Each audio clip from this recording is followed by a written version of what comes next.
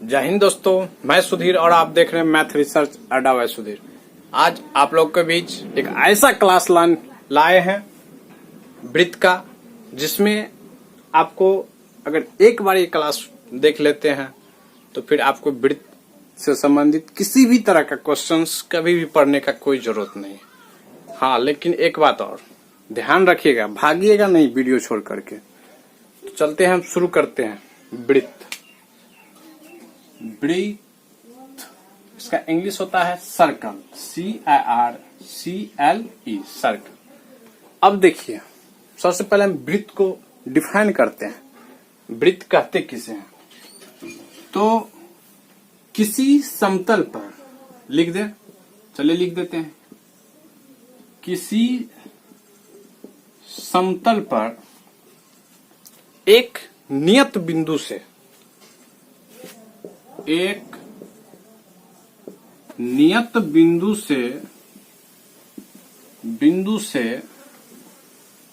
समान दूरी पर स्थित सभी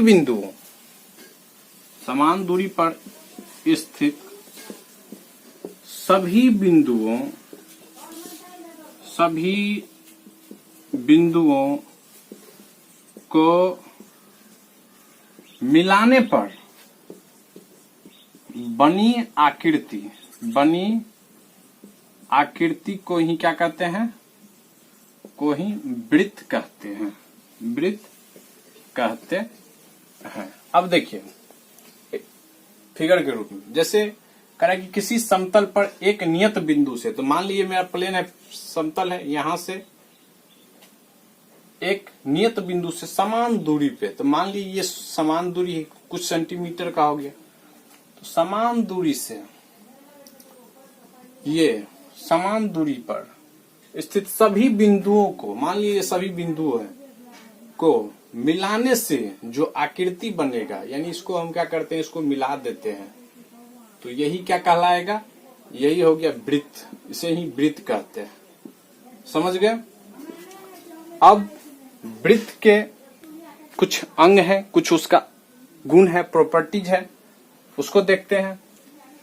चलिए पहले इसको मिटा देते हैं। चलिए, अब वृत्त में होता क्या है? वृत्त में होता है त्रिज्या होता है। तो देखते हैं त्रिज्या किसे कहते हैं।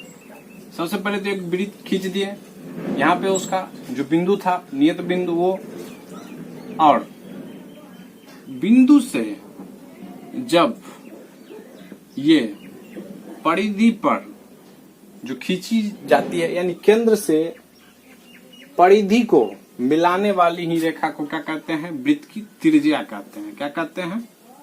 त्रिज्या। ये हो गया आपको वृत्त की त्रिज्या। समझ गए? यानी केंद्र से परिधि को मिलाने वाली रेखा को ही क्या कहते हैं? ये त्रिज्या कहते हैं। अब वृत्त की परिधि को जानेंगे, परिधि को जानेंगे। तो देखिए परिधि का डिफिनीशन। परिधि वृत्त के किसी बिंदु, यानी मान लेते हैं ये है मेरा वृत्त, तो वृत्त के किसी बिंदु, इसका नाम P रख देते हैं, P से चलकर एक चक्कर पूरा कर फिर जो है उसी बिंदु पे आना ही उस वृत्त की क्या कहलाती है? परिधि कहलाता है। आप लोग समझ गए?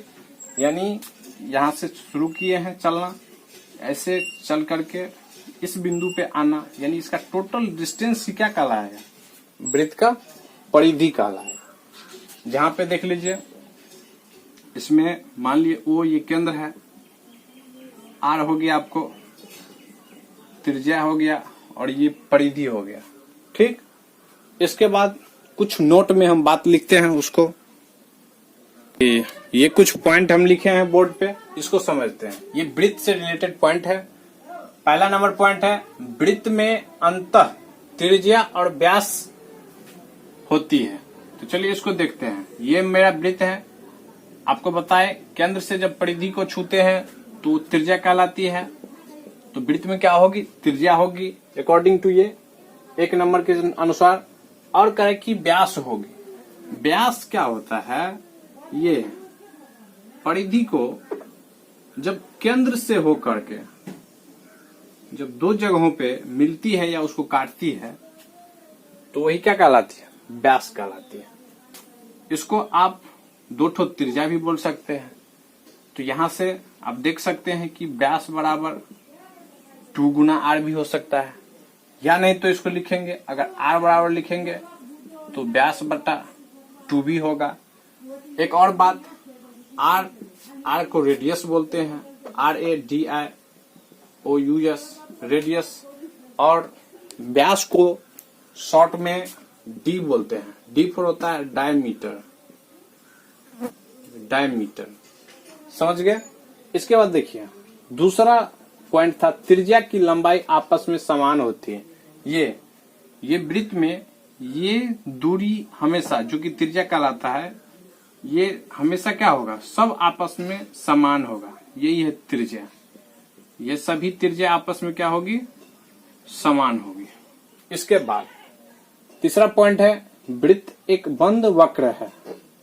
तो ये देख रहे हैं, ये वक्र है जो कि क्या है, बंद है, यानी क्लोज है, सभी तरह से घिरा हुआ है, जिसे एक सरल रेखा साधारणतः 2 बिंदुओं पर काटती है। यहाँ पे देखिए, ये वृत्त है, उसको जब एक ठो सरल रेखा यानी व्यास उसको किए हैं तो वो बिंदु ये P और Q पे क्या कर रही है, काट रही है। वही स्टेटमेंट था। इसके बाद चाप की ओर चलते हैं, यानी वृत्त का चाप किसे कहते हैं। तो चलिए इसको पहले मिटाते हैं। चलिए तो देखते हैं, अब देखते हैं चाप यानी वृत्त की चाप। तो उसको लिख देते हैं वृत्त की चाप। समझ लेते हैं फिगर के थ्रू। ये मेरा वृत्त है, ये वृत्त है जिसमें ये है। कहने का मतलब परिधि, इसको क्या बोलते हैं, इसको ये चारों साइड जो है इसको परिधि बोलते हैं। तो परिधि का किसी भाग को, यानी भाग करेंगे मतलब दो भाग में उसको बांटना पड़ेगा। तो परिधि के किसी भाग को ही क्या कहते हैं, चाप कहते हैं। इसको अगर यहाँ पे हम नाम देंगे तो AB, यानी ये हुआ, इसको चाप कहेंगे। तो इसको लिखेंगे AB चाप, AB चाप। समझ गए, वृत्त का चाप किसे कहेंगे, परिधि के किसी भाग को ही क्या कहते हैं, वृत्त का चाप कहते हैं। अब देखिए इसमें अगर यदि चाप अर्धवृत्त से छोटा हो, जैसे ये हो गया अर्धवृत्त। वृत्त किसको कहेंगे, अर्धवृत्त किसको कहेंगे, तो ये वृत्त का आधा अर्धवृत्त। अगर चाप अर्धवृत्त से छोटा हो तो उसे लघु चाप बोलेंगे। जैसे ये इससे छोटा रहेगा, मान लेते हैं ये ऐसे रहेगा, ये छोटा रहेगा, अर्धवृत्त से छोटा रहेगा, तो उसको क्या कहेंगे, लघु चाप कहेंगे। और जब अर्धवृत्त से बड़ा रहेगा तो उसको क्या कहेंगे, दीर्घ चाप कहेंगे। चलिए इसको फिगर के रूप में देख लेते हैं। जैसे इसको, जैसे ये है A है, ये है B है, तो ये AB ये क्या कहलाएगा, AB ये लघु चाप है, लघु चाप। और ये जो हो जाएगा ये होगा दीर्घ चाप। तो इसको लिखते हैं दीर्घ चाप AB, यानी ये डिस्टेंस इधर वाला ये होगा, और इधर वाला जो होगा ये क्या कहलाएगा, ये दीर्घ चाप कहलाएगा। इसके बाद पढ़ेंगे जीवा। तो देखिए जीवा क्या होता है।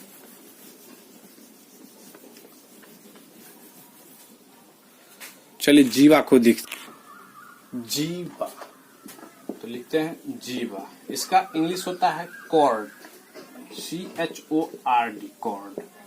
देखिए जैसे ये वृत्त है, इसका चाप A और B है, तो चाप A और B को मिलाने वाली रेखा को ही क्या कहेंगे, उस वृत्त का जीवा कहेंगे। तो उसको समझ गए, या नहीं तो लिखिए चाप, यदि चाप की दोनों सिरा, ये A और B दोनों सिरा को मिलाने वाली रेखा को ही क्या कहेंगे, को ही वृत्त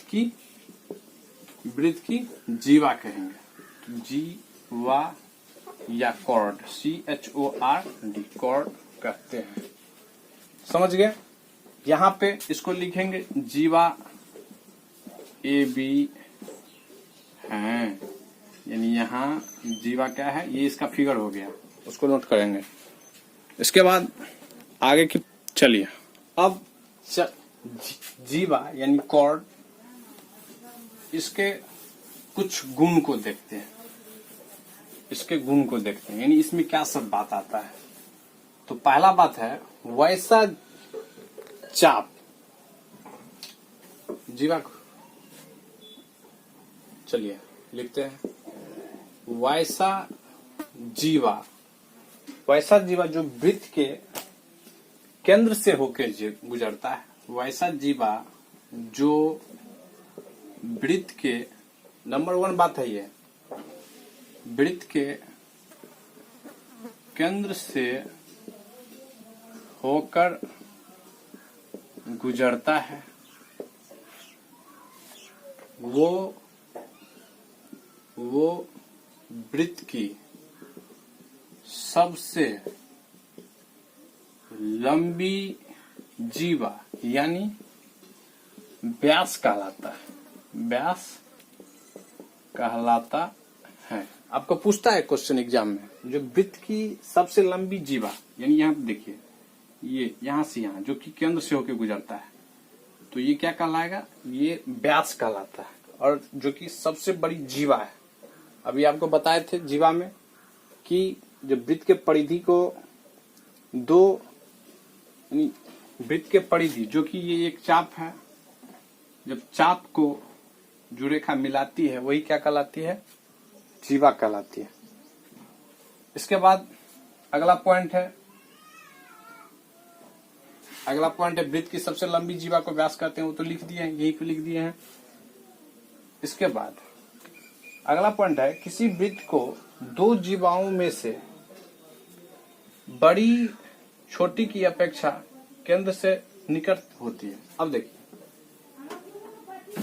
कह रहा है कि इसी में, चलिए इसको पहले लिखिए, दो जीवाओं में से बड़ी जीवा छोटी जीवा की अपेक्षा केंद्र के निकट से गुजरती है, निकट से गुजरती है। अब यहाँ पे फिगर के थ्रू देखते हैं, तो ये भी मेरा एक जीवा है, जीवा ए बी, और ये भी मान लेते, ये भी DE, ये भी जीवा है, यहाँ पे केंद्र है। तो कह रहा है कि बड़ी जीवा जो है छोटी जीवा की अपेक्षा अधिक निकट से गुजरती है, मतलब केंद्र के निकट से गुजरती है, वही पॉइंट था। इसके बाद अगला पॉइंट है किसी वृत्त के दो चाप सर्वांगसम होते हैं यदि और केवल यदि वे समान अंश यानी माप के होंगे। देखिए चाप कब समान होगा, ये जो चाप है ये समान होगा, उसका मतलब है वो वृत्त का अंश जो होगा उतना डिग्री दोनों का बराबर होगा। इसके बाद अगले पॉइंट की ओर चलते हैं।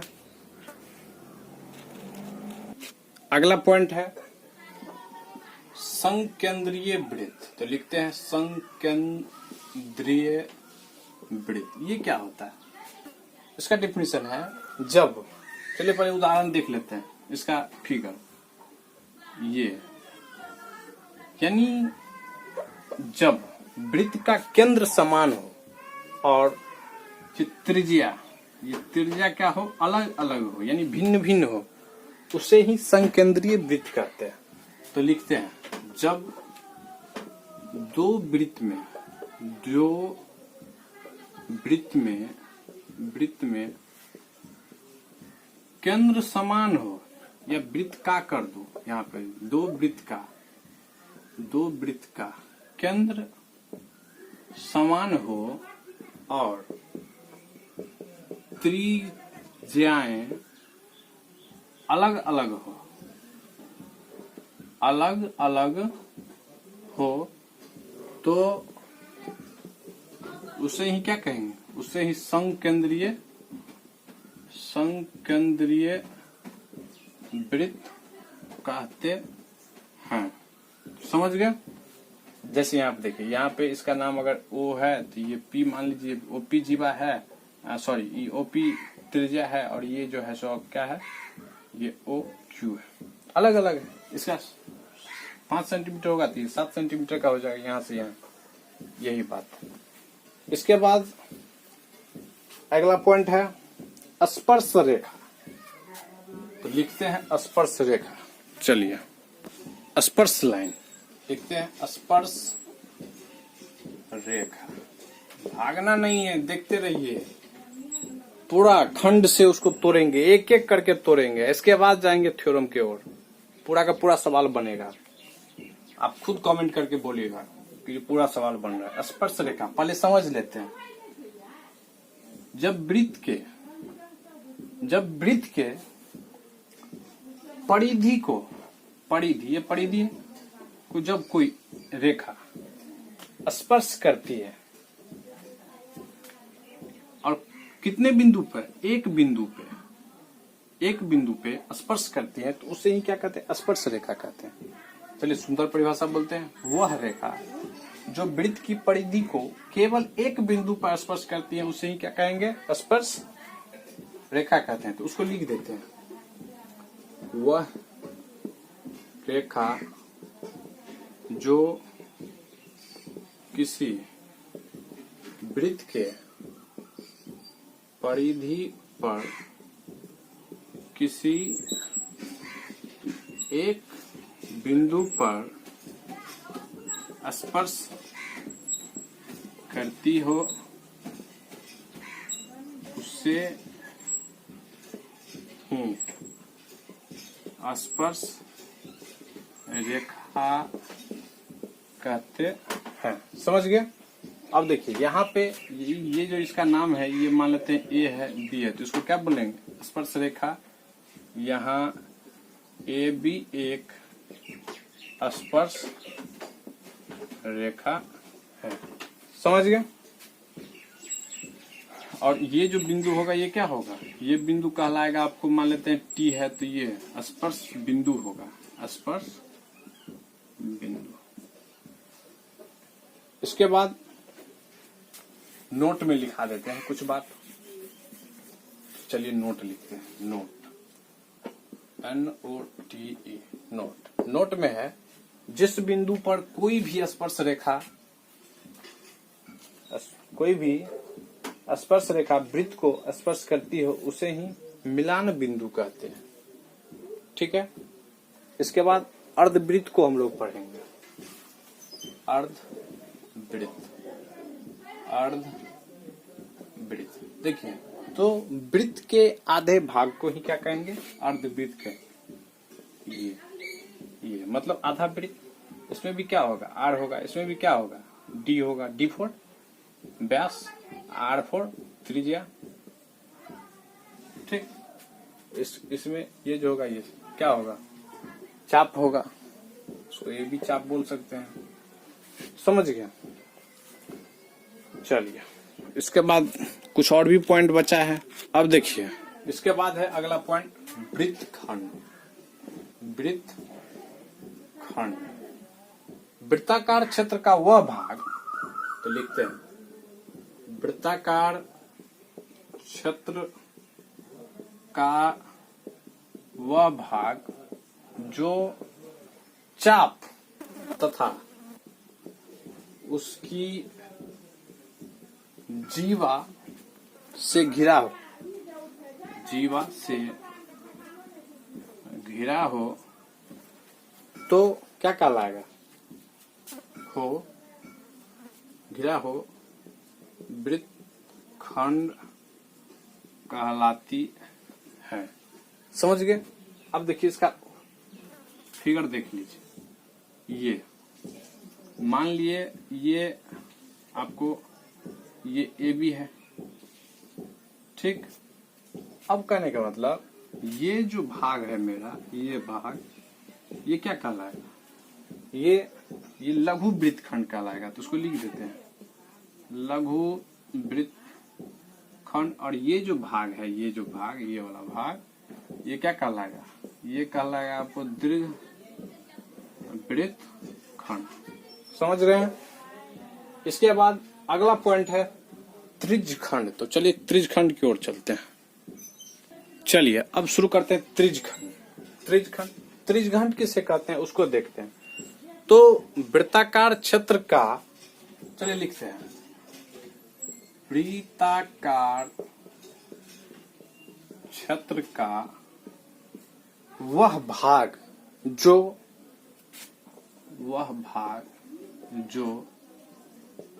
दो त्रिज्याओं तथा, तो दो त्रिज्याओं तथा उनके बीच के चाप से, ठीक है, घिरा होता है। चाप से घिरा होता है त्रिज्यखंड, या क्या कहलाता है, वृत्तखंड कहलाता है। चलिए उसको लिखते हैं, घिरा होता है त्रिज्यखंड कहलाता है। समझ गए। अब इसका फिगर के रूप में हम लोग देखते हैं। ये क्या कर रहा है, वह भाग जो दो त्रिज्याओं से घिरा हो। तो ये पॉइंट हो गया यानी केंद्र। अब ये देखते हैं, ये दो ठों से घिरा हुआ है तथा उनके बीच के चाप से घिरा होता है। तो ये चाप क्या है, यहाँ पे ये ए बी चाप है। यानी ये जो घिरा हुआ जगह है, इसे ही क्या कहेंगे, इसे ही त्रिज्यखंड का नाम देते हैं, ठीक। त्रिज्यखंड, समझ गए। इसके साथ वृत्त के जो भी थ्योरी होता है वो समाप्त होता है, छोटे छोटे बात। अब चलते हैं उसका थ्योरम की ओर, जो कि डायरेक्ट क्वेश्चन एग्जाम में आता है जिससे। तो चलिए शुरू करते हैं। चलिए शुरू करते हैं थ्योरम नंबर 1, जो कि यहाँ से डायरेक्ट आपको एग्जाम में क्वेश्चन देखने को मिलेगा। शुरू करते हैं, लेकिन हाँ भागिएगा नहीं, देखते रहिएगा। पहला थ्योरम है वृत्त के केंद्र से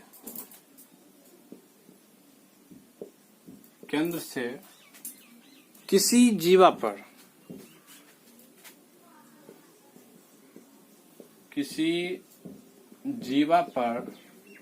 डाला गया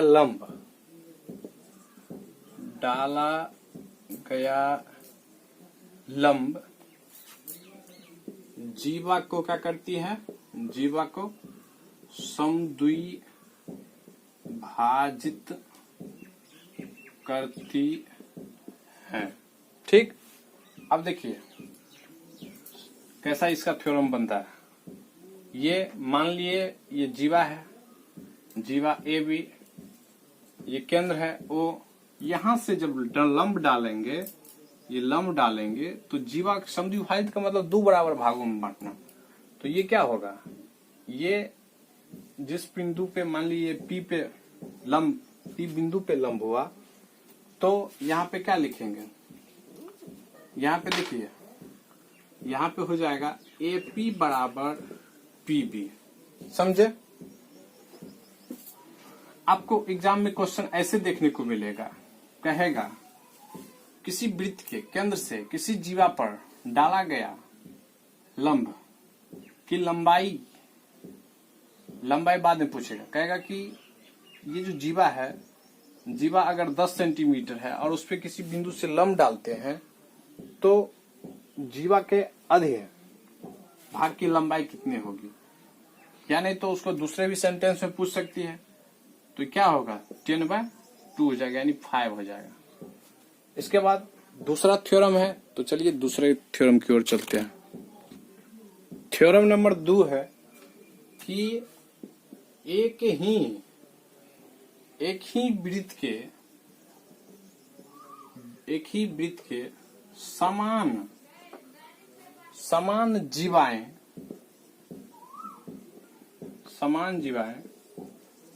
वृत्त के केंद्र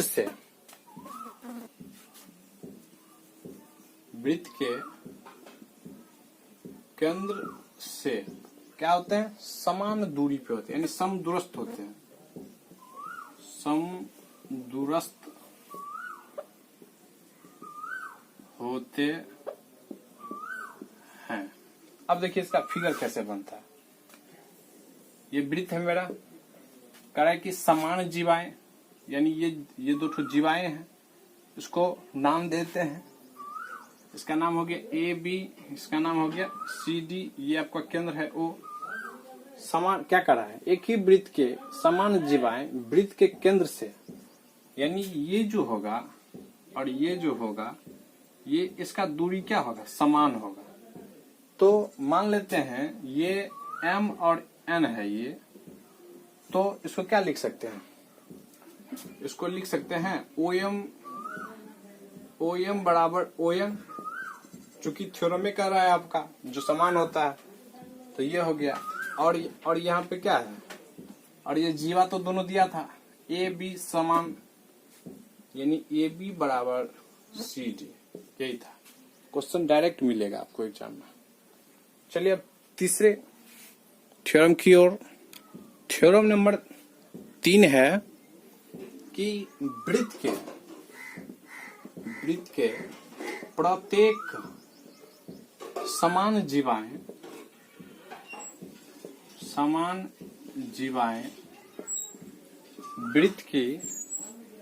वृत्त की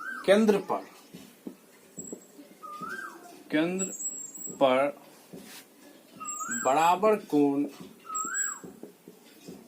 बराबर कोण बनाती है। अब इसको देखते हैं फिगर कैसे होगा। ये वृत्त है, दो ठो वृत्त है, कह रहा है कि वृत्त के प्रत्येक समान जीवाएं वृत्त के केंद्र पर बराबर कोण बनाती है। अब मान लीजिए ये मेरा ओ है, ये एक ठो जीवा है, जीवा का नाम कुछ रख लीजिए, कुछ भी रख सकते हैं। तो यहाँ पे ये इसके द्वारा जो केंद्र पे बनेगा कोण,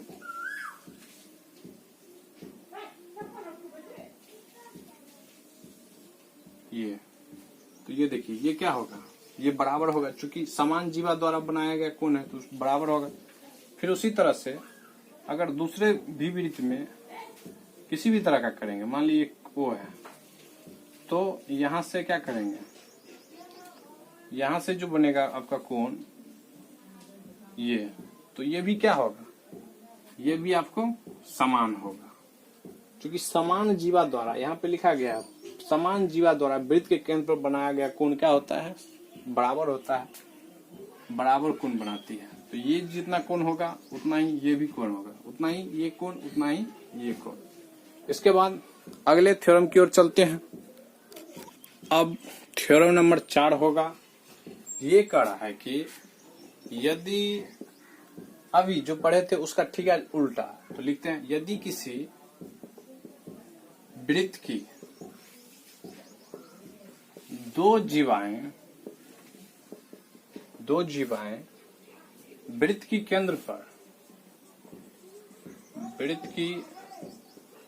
केंद्र पर समान कोण बनाती है, समान कोण बनाती है, तो वे दोनों जीवाएं क्या होगी, समान होगी। तो वे दोनों जीवाएं समान होगी। अब देखिए जैसे यह है वृत्त है, क्या कर रहा है, किसी वृत्त के, यदि किसी वृत्त की दो जीवाएं वृत्त के केंद्र पर समान कोण बनाती है, तो चलिए बनाइए पहले समान कोण। यहां से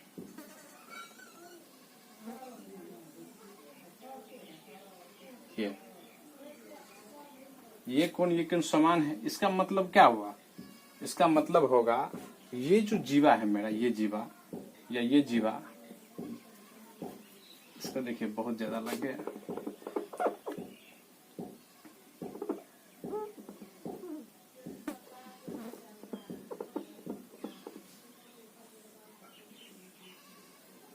देखिए ये जीवा किसके समान होगा, तो ये जीवा इसके समान हो जाएगा। समझ गए? चलिए अब आगे की ओर चलते हैं। पांचवा थ्योरम है। पांचवा थ्योरम कह रहा है कि समान जीवा द्वारा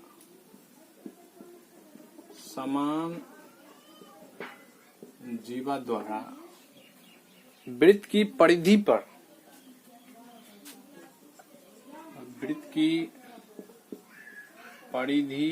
पर बना कोण वृत्त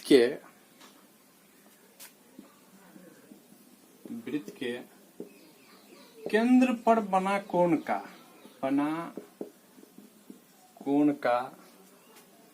आधा होता है।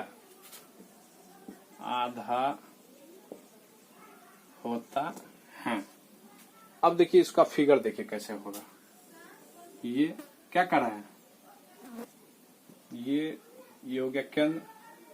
कह रहा है कि केंद्र पर जो बना होगा कोण, ये मान लीजिए ये केंद्र पर बना है। केंद्र पर बना है किसके द्वारा,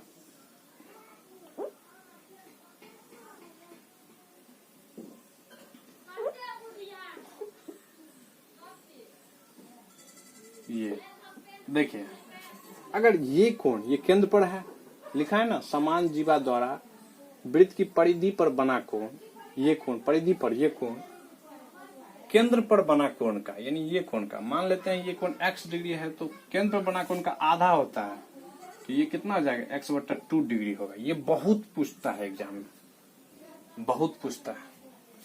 समझ गए? चलिए इसके बाद नेक्स्ट थ्योरम की ओर चलते हैं। अब थ्योरम नंबर 6 की ओर चलते हैं। तो लिखते हैं, देखिए थ्योरम नंबर अर्धवृत्त में बना कोण अर्थात वृत्त की व्यास द्वारा वृत्त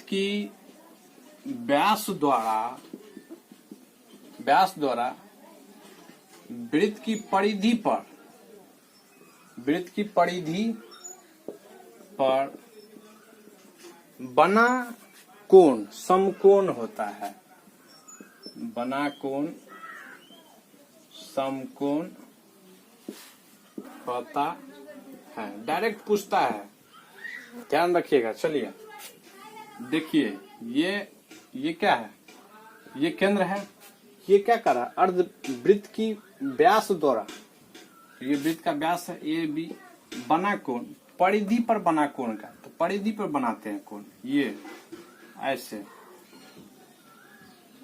बना कोण, यानी यहाँ पे देख रहे हैं ये सी और डी, यानी ये दो कोण बना है। बना कोण क्या होगा, समकोण होगा, यानी ये 90-90 डिग्री का होगा। समझ गए? तो इसको हम लिख सकते हैं कोना ए सी बी बराबर कोना ए डी बी बराबर कितना डिग्री, 90 डिग्री। समझ गया? इसके बाद चलिए आगे की ओर, 7वां नंबर थ्योरम की ओर। 7वां नंबर थ्योरम है, हिल गया क्या? 7वां नंबर थ्योरम है कि वृत्त के, तो लिखते हैं वृत्त की एक ही वृत्तखंड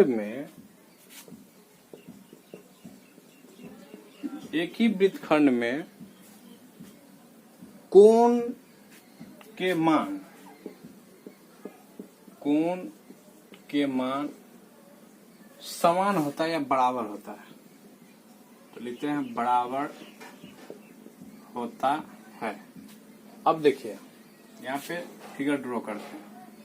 ये वृत्त है, इसमें कह रहा है कि जैसे मान लिए कि ये खंड है, इस खंड में ये जीवा है, इस जीवा द्वारा जो यहाँ पे बना है कोण, ठीक है, जो यहाँ पे बना है कोण, फिर ये जो बना है कोण, मतलब ये कोण और ये कोण, ये अंदर वाला ये जो देख रहे हैं, ये और ये दोनों क्या होगा, समान होगा।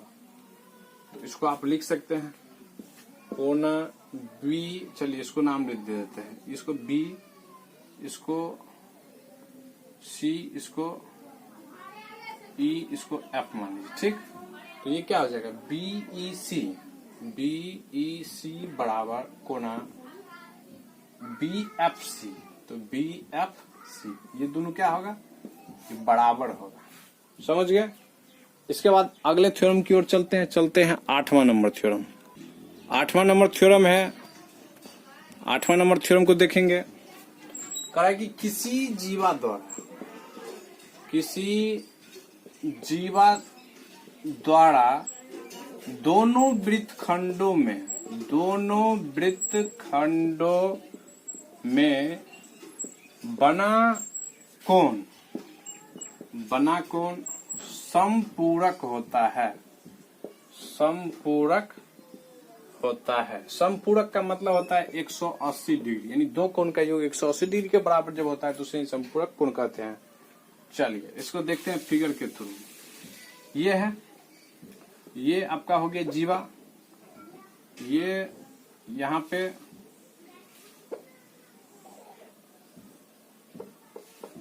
ये, अब मान लीजिए ये अल्फा कोण बना है और ये जो है सो ये आपको बीटा कोण बना है, किसके द्वारा, तो ये ए और बी, ए बी चाप के द्वारा सी और डी बिंदु पे बना है, ठीक है। तो कहने का मतलब, तो यहाँ पे अल्फा प्लस बीटा बराबर क्या हो जाएगा, 180 डिग्री होगा। और देखिए यहाँ पे आपको जीवा कौन कौन हो गया, जीवा हो गया, एसी हो गया, बीसी हो गया, बीडी हो गया, एडी हो गया। अगर लिखना है तो लिखिए, नहीं तो मेन यही था जो ये कौन और ये कौन दोनों क्या होगा का योग 180 डिग्री होगा। जब दो गो वृत्तखंड में, क्वेश्चन को ध्यान से पढ़िए, दो वृत्तखंडों में बना कोण समपूरक होता है, ठीक। चलिए इसके बाद 9वां नंबर थ्योरम की ओर चलते हैं। अब हम लोग 9 नंबर थ्योरम को चलिए देखते हैं। 9 नंबर थ्योरम कह रहा है कि किसी बिंदु पर स्पर्श रेखा उस बिंदु पर खींची गई त्रिज्या के लंबवत होती है। तो ये इस तरह का होगा, यहाँ पे मान लेते हैं ये स्पर्श रेखा है, जो इसका क्या होगा, ये लंबवत होगा। तो यहाँ पे डी मान लीजिए, ये और ये ए और बी, ठीक। अब यही कह रहा है कि ये लंबवत होगा, ये जो होगा क्या होगा, लंबवत होगा। तो लंबवत होगा तो आप देख लेते हैं, आप उसको बोल सकते हैं कि एडी को 2 बराबर भाग में भी बांट सकता है, तो ये भी हो जाएगा। इसके बाद इसका कुछ नोट है, नोट नंबर 1। चलिए तो लिखते हैं नोट नंबर 1, एक ही नोट है। कह रहा कि जब कोई रेखा दो वृत्तों को, तो चलिए लिखते हैं, जब कोई रेखा दो वृत्तों को स्पर्श करती हैं तो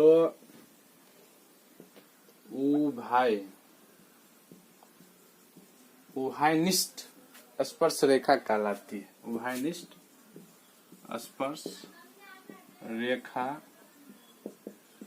कहलाती है। अब देखिए कैसे मिलता है दूगो वृत्त। मान लिए कि ये जो है सो ये रेखा किसी बिंदु पे मिला है, इसका नाम है P।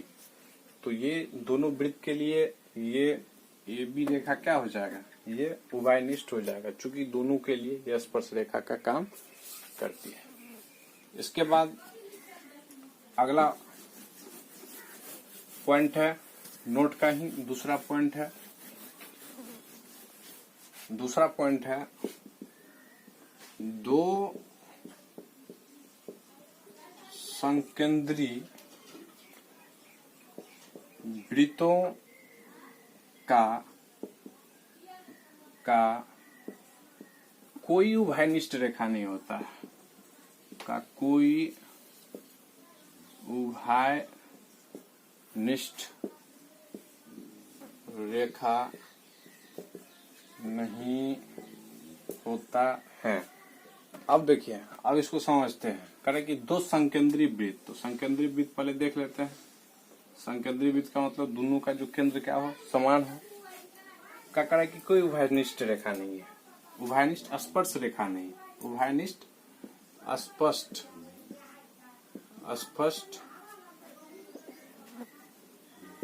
उभयनिष्ठ स्पर्श रेखा नहीं। अब देखिए, जैसे यहाँ पे अगर इसको करेंगे तो ये ऐसे अगर ड्रॉ करेंगे तो ये क्या होगा, इसके लिए तो ये स्पर्श रेखा होगा, लेकिन फिर इसके लिए नहीं होगा, इसके लिए चाप हो, जीवा हो जाएगा, तो ये गलत हो जाएगा। मतलब किसी भी तरह से उसको खींचेंगे तो ये इसके लिए, दोनों के लिए सेम स्पर्श रेखा नहीं होगा, संकेंद्रीय वृत्त के लिए।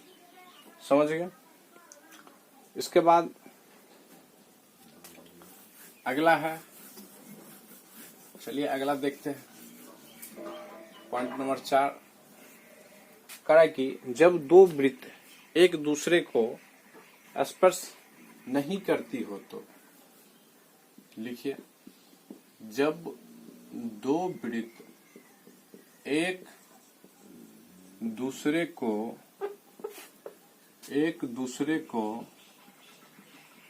स्पर्श नहीं करती है तो उभयनिष्ठ स्पर्श रेखा की संख्या 4 होती है। तो उभयनिष्ठ स्पर्श रेखा की संख्या कितनी होती है? 4 होती है। ठीक है, अब चलिए इसको देखते हैं। करें कि इसको फिगर के रूप में देखते हैं। ये वृत्त है और ये वृत्त है। करा है कि स्पर्श नहीं करता है, दोनों को स्पर्श नहीं करा है, तब कहा कि उभयनिष्ठ स्पर्श रेखा की संख्या क्या होगा? 4 होगा। तो चलिए, ये हो गया एक ठो स्पर्श रेखा, दूसरा खींचेंगे तो इधर से हो जाएगा, और देखिए तीसरा देखिए कैसे होगा। तो आपको ये इस तरह से होगा, जो कि ऐसे मिलते जाएगा, और चौथा क्या होगा, इस तरह से आपको यहाँ पे मिलते हुए जाएगा। तो इस तरह का फिगर बनेगा। अब उसको यहाँ पे अगर नाम लिखना है तो ये थीटा 2 हो जाएगा। इसके बाद देखिए, ये हो गया AB, ये हो गया CD, ये हो गया EF, ये हो गया G, ये 4 स्पर्श रेखा हो गया। इसके बाद अगले पॉइंट की ओर चलते हैं। तो चलिए इसको पहले लिखते हैं। अगला पॉइंट की ओर चलते हैं, और ये जबरदस्त पॉइंट है। पॉइंट है कि जब दो वृत्त, चलिए पहले इसको एक बार नोट कर देते हैं। चलिए इस स्टेटमेंट को जानते हैं। कह रहा है कि जब दो वृत्त एक दूसरे को बाय स्पर्श करती है तो उसको क्या करते हैं? बाय स्पर्श कराते हैं। इसको ये इस तरह से बाय स्पर्श करती है तो उभयनिष्ठ स्पर्श रेखाओं की संख्या 3 होती है। तो चलिए देख लेते हैं स्पर्श रेखा कहाँ कहाँ से बनता है। इसको थोड़ा सा और छोटा कर लीजिए। ये देखिए, ये बन गया स्पर्श रेखा। तो इसका नाम आप जो है इसको, और ये बनेगा तो ये हो गया आपको क्या, ये A और B, ये बन गया स्पर्श रेखा। इसके बाद एक ठो कहाँ बनेगा? यहाँ बनेगा। ये जिस बिंदु पे मिला है उसको P करते हैं। ये θ1, ये θ2। अब ये देखिए, इसका नाम रख दीजिए E और F। तो संख्या 3 होती है। तो स्पर्श रेखा की संख्या कितनी होगी? 1, 2 और ये 3 ठो हो गया। और उनके बीच, उनके केंद्रों के बीच दूरी उनके त्रिज्याओं के योग के बराबर होता है। और ये जो दूरी है, ये दूरी ये उसकी त्रिज्याओं के योग के बराबर होती है। ठीक, तो यहाँ पे हम लिख सकते हैं क्या लिख सकते हैं कि θ1 प्लस θ2 बराबर OP प्लस, देखिए चलिए इसको लिखते हैं। चलिए तो देखिए इसको लिख रहे हैं, यानी इतना दूरी को, तो इतना दूरी को क्या लिख सकते हैं, θ1 प्लस P लिख सकते हैं। θ1 प्लस P, फिर प्लस इसको जोड़ना है P प्लस θ2, तो P प्लस θ2 यही करा था। इसके बाद अगले पॉइंट की ओर चलते हैं। अब देखिए अगले थ्योरम की ओर बढ़े हैं। कहा कि जब दो वृत्त एक दूसरे को अंतः स्पर्श करती है तो उसको अंतः स्पर्श करवाते हैं। ये वृत्त है और ये यहाँ से क्या कर रहे हैं, इसको एक ठो और वृत्त को जो है अंतः स्पर्श करवाते हैं। ठीक, वृत्त बनाइए। ये वृत्त बन गया। अब देखिए करे कि अंतः स्पर्श करे, इसका मतलब है यहाँ पे कोई बिंदु P होगा तभी तो स्पर्श किया है, स्पर्श बिंदु। और इसका भी थीटा क्या होगा, θ1, इसका भी θ2। अब कह रहा है कि तो उभयनिष्ठ स्पर्श रेखाओं की संख्या 1, ये होगी आपका स्पर्श रेखाओं की संख्या, ये तो हो गया क्लियर। इसके बाद एवं उनके केंद्रों के बीच की दूरी उनकी त्रिज्याओं के अंतर के बराबर होती है। तो इसको हम लिख सकते हैं θ1 θ2 बराबर क्या लिखेंगे, O यानी थीटा, θP माइनस 2θP होगा कि नहीं होगा। ये देखिए θ1P को घटा देंगे इतना में, हाँ ठीक है। ठीक, इसके बाद अगले थ्योरम की ओर चलते हैं। तो चलिए लिखते हैं। अगला थ्योरम है कि जब दो वृत्त एक दूसरे को काटती हो, तो लिखते हैं जब दो वृत्त एक दूसरे को काटती हो तो उभयनिष्ठ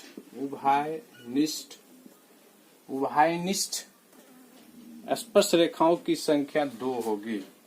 तो उभयनिष्ठ स्पर्श रेखा की संख्या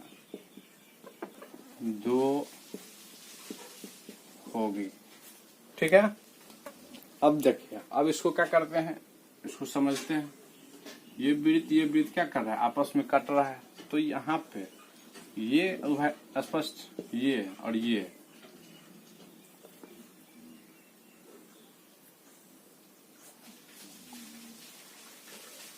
देखिए ये कुछ बिंदु हो जाएगा। यहाँ पे लिख लीजिए 2। तो ये हो गया एक ठो A और B और ये हो गया C और D। ये दो ठो स्पर्श रेखा हो गया। ठीक, वही कहा था। इसके बाद आगे की ओर चलते हैं। अब देखिए अगला है, कह रहा है कि जब दो जीवाएं एक दूसरे को प्रतिच्छेद करती है, लिख देते हैं जब दो जीवाएं एक दूसरे को प्रतिच्छेद करती हैं तो क्या होती है, तो जीवाएं एक दूसरे को, हाँ तो चलिए अब इसको देखते हैं फिगर को। ये वृत्त है, ये जीवा हो गया, एक दूसरे को प्रतिच्छेद कर रहा है। तब क्या होगा, तब मान लेते हैं ये O है, ये B है, ये C है, ये D है, तब तो OA गुना OB बराबर OC गुना OD होगा। ये डायरेक्ट क्वेश्चन पूछता है एग्जाम में, ठीक। या नहीं तो दूसरे भी इसको ऐसे भी फिगर बना सकते हैं, जैसे ये प्रतिच्छेद कर रहा है इसको, ये मान लेते हैं आपको ये सी डी, ये ए बी, तो क्या होगा, ये जहां पे मिला है ओ, इसको भी लिखेंगे ओ ए गुना ओ बी बराबर सी ओ गुना सी ओ डी, सी ओ गुना ओ डी। ये आप इसको ऐसे भी लिख सकते हैं, ठीक। इसके बाद चलिए, इसके बाद आगे का है, ये एक नंबर था जब दो जीवा एक दूसरे को प्रतिच्छेद करती है तो ये होता है।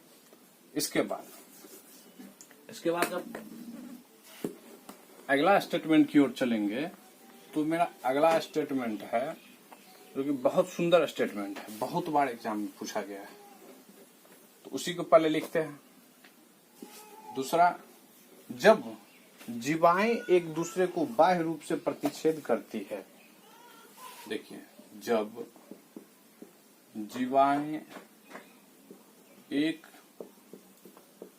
दूसरे को बाह्य रूप से प्रतिच्छेद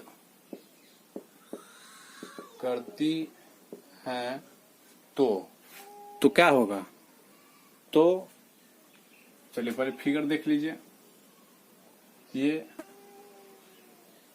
जीवाएं हैं, ये मान लेते हैं ये P बिंदु पे मिल रहा है, ये A और ये B जीवाएं हैं, ये C और ये D क्या है, जीवाएं हैं। तो क्या होगा, तो AP गुना BP बराबर, तो AP गुना BP लिखिए, BP बराबर CP गुना DP, CP गुना DP। अब देखिए AP यानी ये इतना पूरा गुना BP ये थोड़ा सा, फिर उसी तरह से बराबर CP गुना DP, समझ गए। अब देखिए, अब इसके बाद तीसरा होगा, तो चलिए पहले लिख देते हैं। चलिए अगले क्वेश्चन की ओर, 3 नंबर पॉइंट है, कह रहा है कि वृत्त के किसी बाह्य बिंदु से वृत्त पर केवल 2 स्पर्श रेखा खींची जाती है। तो ये है कोई बाह्य बिंदु, ये कह रहा है कि इससे ये और ये केवल 2 ठो क्या किया जा सकता है, स्पर्श रेखा खींचा जा सकता है। यहाँ पे हो गया आपको 0 यानी केंद्र खींची जा सकती है। वे दोनों स्पर्श रेखा बराबर होती है, यानी ये क्या होगा, बराबर होगा, जिसको हम लिख दें ए बी यानी AP और BP, ठीक है, बराबर होती है और केंद्र पर समान कोण बनाती है। ये जो बनाएगा इससे ये और ये, ठीक, ये केंद्र पे ये क्या होगा, ये दोनों कोण समान बनाएगा। चलिए इसको देख लेते हैं। तो यहाँ पे क्या लिख सकते हैं, यहाँ लिख सकते हैं AP और BP 2 समान स्पर्श रेखा है, समान स्पर्श रेखा है। इसीलिए जब स्पर्श रेखा समान होगा तो केंद्र पर जो बनेगा कोण वो भी क्या होगा, समान होगा। तो इसको हम लिख सकते हैं कि PO, यहाँ पे कुछ नाम दे दीजिए, ये A को चलिए यहीं लिख देते हैं, ये B को यहीं लिख देते हैं। तो लिखते हैं अब POA बराबर, इसलिए POA बराबर POB, यही हो गया। इसके बाद अगला एक और थ्योरम बच गया है, उसको चलते हैं, 2 ठो बच गया है, उसको देखते हैं। चलिए 4 नंबर क्वेश्चन है, थ्योरम पे आधारित है, डायरेक्ट क्वेश्चन बनता है इससे एग्जाम में। कह रहा है कि यदि एक रेखा एक वृत्त को स्पर्श करती है, ठीक, तो चलिए पहले एक वृत्त पार लेते हैं, अब कोई रेखा को क्या करते हैं, उसको स्पर्श करा देते हैं। तो ये हो गया मेरा ए बी स्पर्श रेखा, और मिलता है कहाँ पे, सी पे मिलता है, ठीक है, स्पर्श बिंदु हो गया सी। तथा स्पर्श बिंदु से एक जीवा खींची जाती है। यहां से क्या कर रहा है कि एगो जीवा खींचा जाता है। तो चलिए मान लेते हैं ये जीवा हो गया, ठीक। अब कह रहा है कि जीवा खींची जाती है, तो वे कोण जो जीवा द्वारा दी गई रेखा से बनती है। तो देखिए यहाँ पे क्या करेंगे, यहाँ पे एक कोण का निर्माण करेंगे। ये कोण बना है, जीवा द्वारा दी गई रेखा से बनती है, क्रमशः संगत एकांतर वृत्त खंडों में बने कोण के बराबर होता है। फिर क्या करेंगे, उसी से इधर एक ठो बना लेंगे। ये क्या होगा, ये एफ होगा। तो चलिए देखिए, तो इसको हम लिख सकते हैं कोना डी सी बी बराबर कोना सीई बी, और क्या लिख सकते हैं, कोना ई सी ए बराबर सी ए बराबर डी एफ सी। तो डी एफ सी, चलिए देख लीजिए, डी सी बी कौन सा कोना है, डी सी बी यानी ये है, और सीई बी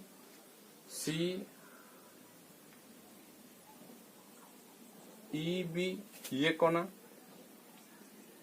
सीई बी, फिर इसके बाद ई सी ए, तो ई सी ए यानी ये कौन बराबर क्या हो जाएगा, डी एफ सी के हो जाएगा। इसके बाद एक और लास्ट बच गया, उसको भी देख लेते हैं। अब देखिए अगला और लास्ट, ये कह रहा है कि किसी वृत्त की जीवा को बढ़ाकर प्राप्त बिंदु से स्पर्श रेखा खींची जाए तो स्पर्श रेखा की लंबाई क्या होगी। चलिए फिगर के थ्रू देखते हैं। ये वृत्त हो गया, इससे ये ए और बी, ये कोई पॉइंट ले लिए पी, ये स्पर्श रेखा हो गया मेरा, ये टीपी स्पर्श रेखा हो गई, ये जीवा हो गया। तब क्या कर रहा है, तो पीटी स्क्वायर बराबर, यानी ये पी और टी, पीटी स्क्वायर बराबर क्या होता है, ये होता है ए पी गुना पी बी। इसी के साथ ये वीडियो यही समाप्त करते हैं। अगर आप लोग को अच्छा लगता है ये, इसको खूब देखिए, लाइक कीजिए, कमेंट कीजिए, सब्सक्राइब कीजिए। धन्यवाद।